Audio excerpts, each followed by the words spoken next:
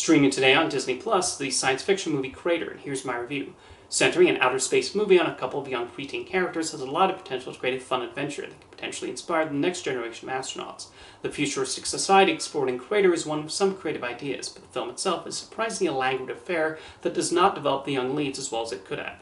There are some interesting themes under the surface, but it's a shame the pacing makes it difficult to connect as they journey through the moon. Crater does an okay job of setting up this future where people have colonized the moon.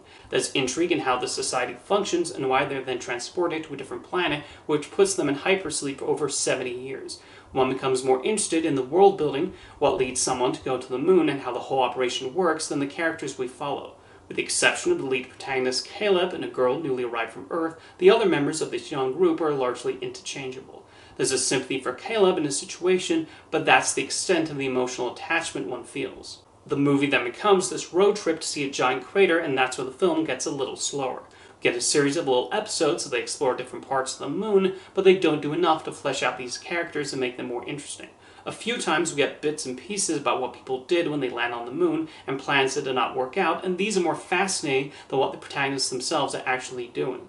The conversations they have are largely dull, and at a certain point it gets tiring watching them argue and bicker amongst themselves.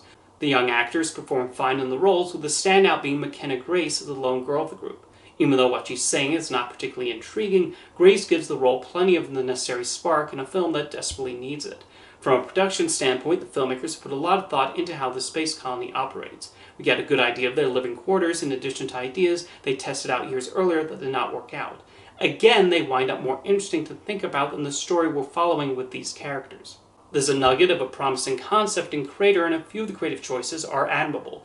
However, the themes and ideas explored provide more intriguing questions than the arcs followed by the characters. What really harms the film in the long run is the pacing, which is slow and monotonous. The protagonists are fairly one-dimensional for the most part, with only a few identifiable traits, although the actors certainly try the best and do give authentic performances. As a science fiction movie aimed at a family audience, it's good the filmmakers want to get into some heavier themes than expected.